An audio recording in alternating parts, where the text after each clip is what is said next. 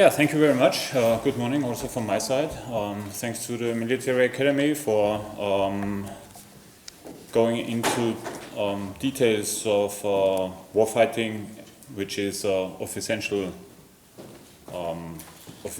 interest also to the Austrian armed forces, of course, in the changing of the times. We have seen the address of General Krieger, who was completely right in what he said. I will go in the next minutes a little bit more into the detail of question of maneuver warfare versus attrition, and with that I would like to start with the question of where do we stand. Maneuver warfare as a warfighting function is dead. That is what some scholars and military analysts claim. I strongly disagree. However, there are ongoing changes in the character of war, fueling perceptions that need to be addressed.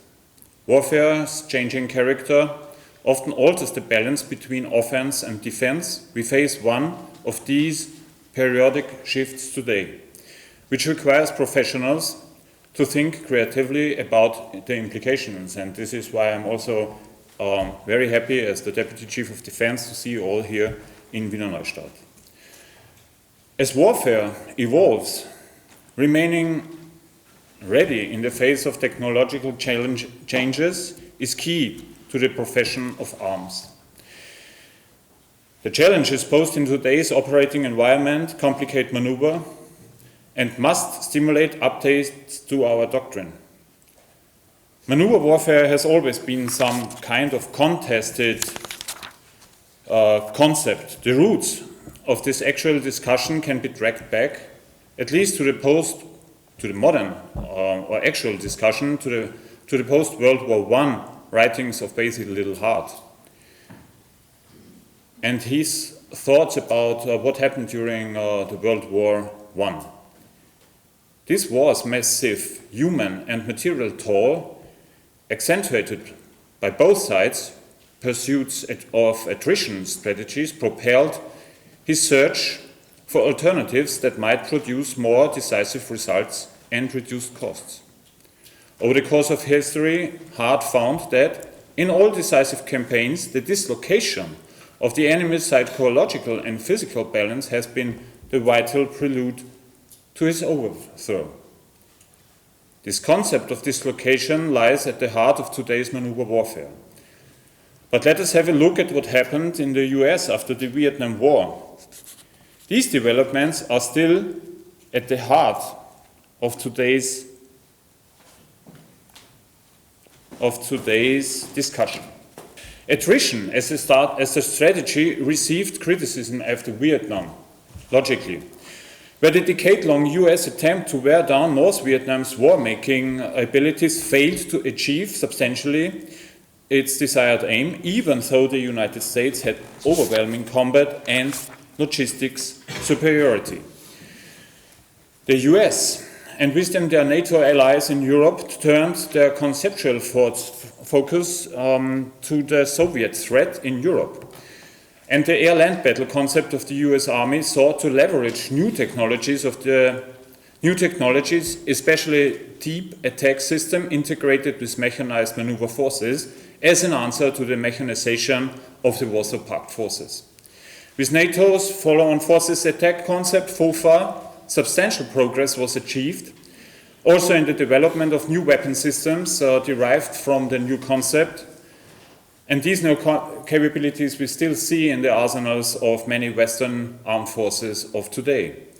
Also, Austria's concept of Raumverteidigung was influenced by the question of maneuver versus attrition. Attrition of an attacking Warsaw Pact army was clearly at the center of thought in the Austrian armed forces during the 1970s and 80s. But let us turn to attrition now. Attrition theory is a bottom-up approach to war, because it focuses first upon bringing the enemy to the battle and then seek to defeat him in that battle or in follow-on battles. Adjusting his focus upward, then the attrition theorist structures his operations and strategy around that battle. The key concepts in attrition warfare are those of initial force ratios, a real or perceived numerical and material superiority of one side or the other. And the doctrine founded upon such a theory holds the logic of algebra as the overriding guide above all other aspects of the problem, mathematical calculation of the battlefield. Addicts of attrition generally do not think beyond the battle, and they consider that the only way, or at least the preferred way, to defeat an enemy is to destroy the physical components of his forces, especially the combat portions like armored fighting vehicles, troops, guns, ships, aircraft, etc. If the attrition advocates appreciate war's intangibles at all, such as morale, initiative, and shock, he sees them only as combat multipliers with which to fight the attrition battle better. If the attrition warrior learns about maneuver, he sees it primarily as a way to get to the fight. In other words, he moves in order to fight. Maneuver theory, on the other hand, attempts to defeat the enemy through means other than simple destruction of his mass. Indeed, the highest and purest application of maneuver theory is to preempt the enemy, that is, to disarm or neutralize him before the fight. If such is not possible, the maneuver warrior seeks to dislocate the enemy forces by removing the enemy from the decisive point, or vice versa, thus rendering them useless and irrelevant to the fight. If the enemy cannot be preempted or dislocated, then the maneuver warfare practitioner will attempt to disrupt the enemy by destroying or neutralizing his center of gravity, preferably by attacking with friendly strength through enemy weaknesses. Despite the status of the overwhelming proof of concept during Operation Desert Storm or Iraqi Freedom, maneuver warfare has generated critics recently, especially triggered by the latest developments in Ukraine. In this debate, underscoring attrition and the physical destruction of an adversary as a pure path to victory, these critics have substantial arguments. First, trying to gain some kind of strategic paralysis against major competitors seems problematic. Imposing multiple dilemmas to paralyze an enemy must be rethought in favor of attrition, explicitly questioning the historical basis of Little Heart or John Boyd. Second, the changing character of war makes maneuver harder to execute successfully. The proliferation of ISTAR capabilities makes offensive maneuver easier to detect and robs maneuver warfare any chance of surprise. And their third argument is that maneuver warfare is irrelevant in urban operations, which presumably will have a prominent role in the future operating environment, especially considering the density of population in the cities. This density seems to make canalizing ground formations inevitable, which appears to offset the maneuver advantage of mechanized armies. What the critics get right? Today's attrition advocates are correct that technology trends improve targeting and surveillance and enhance the range and precision of strike assets. The sense to strike function is now tightly compressed in a kill chain. Offensive maneuver forces will be hard pressed to obtain decisive results. This will be particularly true for offensive operations that require penetrating, prepared and layered defenses, such as we see at the moment in the Russia-Ukraine war. But critics are also correct in noting the importance of endurance, logistics and munition inventories. On the other hand, the concept of multi-domain operations is currently focusing on destroying, dislocating, isolating and disintegrating the independent system of the enemy, with the aim to exploit the opportunities these disruptions provide to defeat enemy forces. Important is the emphasis on 4 different and parallel defeat mechanisms in pursuit of disruption and the reduced coherence of the adversary's ability to command. But why is, from my perspective, attrition not sufficient? Black and white distinctions between destruction and maneuver, or physical and psychological effects, are oversimplified and overlook the interactive effects of combat. Attrition is too often used as a synonym for fires, which by themselves are a necessary but rarely sufficient component in warfare.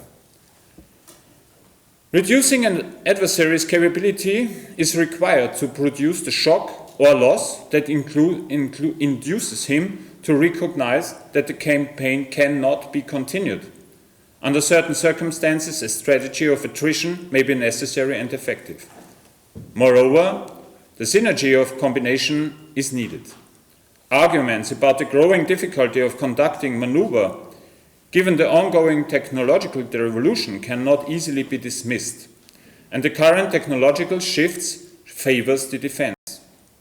Yes, this is true, but the same was true in the 1861-65 American Civil War, in the 1870-71 Franco-Prussian War, 1905, 1904 and 1995 Russian-Japanese War, and especially along the Western Front from 1914 to 1918. The prophecy that the next war will be decided quickly is as old as war as itself, and it has usually been tied to technological advance. Military prophets have attributed the end of warfare as we know it to such things as inventions of the gladius, the pike, the gunpowder, steam engines, the railroad, the telegraph, the airplane, the nuclear bomb, and now unmanned autonomous systems. This recurring prediction that the principle of war have been circumvented by the latest breakthrough in technological advance is an interesting study in human psychology. Because following each battle and each war, the military profession evolved its tactics and weapons to regain maneuver on the battlefield. The challenge is now, as it was before, how to design a force that can generate both fires and maneuver to succeed in an operating environment that privileges the defense. Critics too often conflate that maneuver warfare concept with maneuver in the sense of pure movement. Maneuver seeks to shatter the enemy's cohesion through a variety of rapid, focused and unexpected actions. Rapid movement is part of it, but so is firepower and destruction. The key, from my perspective, is to avoid applying fires purely in an extended grinding down of an enemy's defense and instead focus on rendering the enemies incapable of counteraction by shattering their morale, mental and physical cohesion, their ability to fight as an effective coordinated whole. Attrition is also a two-edged sword. Like tempo, it's relational. It's not a one-sided game. Ultimately, it is a function of interaction which an opponent who is attempting to reduce one's own capability as well. The focus is not on slow and expensive reduction of the enemy's materiel, but on disruption of the enemy's system. Instead of pursuing the cumulative destruction of each enemy platform as a victory mechanism, the aim is to attack the enemy system, to incapacitate the enemy systematically. Finally, urbanization is a legitimate concern. Urban combat, somewhere in the future, is a clear certainty. The experiences of Mogadishu, Mosul, Gaza, Bakhmut give plenty of cause for concern. However, maneuver into and around cities is feasible, including airspace, subterranean corridors, and riverine operations. True, there are many surfaces and higher costs for operations in urban terrain, but movement and offensive maneuver are possible, if often difficult. Moreover, urban operations are also hard for the defender. Their command and control mechanisms and the logistics can be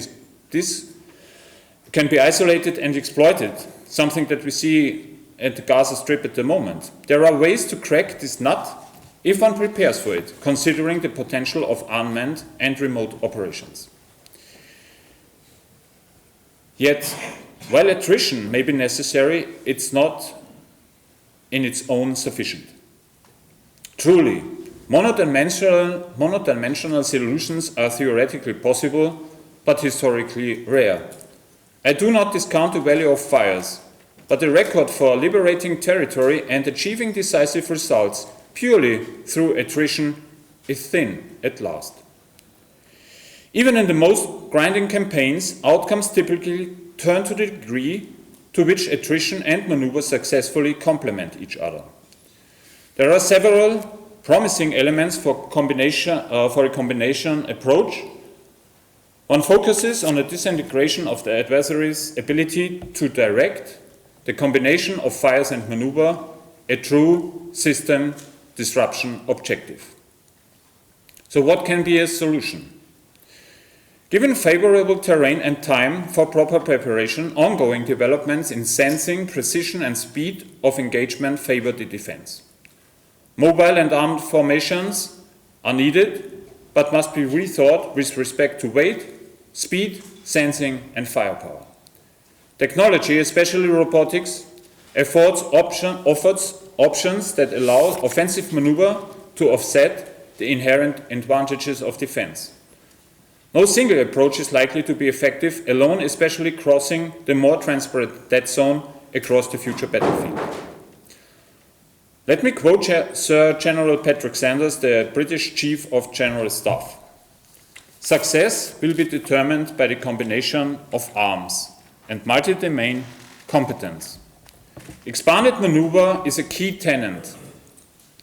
This challenges commanders to think creatively about maneuver through land, sea, air, space, cyber and the electromagnetic spectrum, information space and the cognitive realm. To succeed, maneuver forces increasingly will need to employ unmanned systems. Improved mobile air defense and counter-unmanned aerial systems will facilitate maneuver, while robotic, lethal, autonomous or semi-autonomous unmanned aerial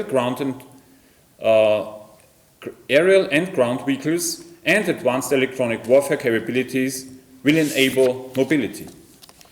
These unmanned systems can maneuver in swarms and complicate targeting, forcing expenditure of high-cost munitions to kill cheaper unmanned systems. Ultimately, these trends mean that maneuver will be reflected across the full array of warfighting domains. The ongoing fight in Ukraine, but also in Gaza, offers a glimpse of the future. Some military analysts characterize the war as attrition-based and the antithesis of maneuver warfare. Some even see Ukraine's ongoing counteroffensive as the strategy of attrition. Certainly, the war has featured intensive expenditures of artillery ammunition, but the stunning Ukrainian counteroffensive to recapture vast areas in eastern Ukraine in September 22 should be seen as an example of maneuver warfare, given the feints, deceptions, deep strike capabilities and maneuver forces used. Operational surprise was used against weak Russian elements that led to their rapid collapse, and Russia was completely caught off guard. This was a classic dislocation and manifestation of maneuvers thinking, as Russian operations against Kiev clearly demonstrated that firepower alone is not enough. So what is to be done? Reports of the death of maneuver warfare are more than premature, but its continued utility depends on adaptation. Updating maneuver warfare to a system disruption warfare would better stress disrupting adversary systems across all domains. Surfaces and gaps must be thought of in all dimensions, including time and domains, not simply as dashing through weak spots in a cloud of dust driving for the enemy's rear. Moreover, combined arms must shift from simple steel-on-target thinking to degrading an opponent's ability to observe and disrupting the coherence of his system. This is not to diminish firepower or lethality, but instead to promote the integration of all warfighting functions across all domains. We must prioritize transformations such as long-range precision fire, advanced loitering munition, electronic warfare, and cross-domain situational awareness, just to name a few. To position itself for the future, the armed forces need to be learning the lessons from Ukraine and the war in Gaza, and we should also understand China's approach. War remains fundamentally a contest of human wills. There is more to war than blowing up targets. Leadership, military command, morale, and the will to fight are key ingredients of success. Prioritizing the destruction of materiel de-emphasizes morale and the cognitive factors. This is a dangerous curtailment. Properly understood and updated maneuver warfare remains critical to the future. Seizing the initiative, seeking an information advantage, exploiting tempo, and employing surprise and deception remain relevant. The Hamas attack on Israel shows that surprise can still be achieved, regardless of new intelligence and sensing capabilities. Nevertheless, the means required to knock an adversary off balance and generate a series of violent shocks that break his ability to respond must be applied in an expanded set of domains. Philosophies might not win battles, this is true, but it takes intellectually prepared commanders to win battles, and that is what this debate is about, and why I'm happy to see you all here. The maneuver warfare doctrine of the 1980s was an effort to reshape forces with the hardware and software to defeat large-scale opponents. The challenges are not less relevant today and even more urgent. Finally, I would like to thank my colleagues from the United States Marine Corps, especially Colonel Grant and Lieutenant Colonel Hoffman, who have substantially brought up in the discussion my thoughts about maneuver warfare. Thank you very much.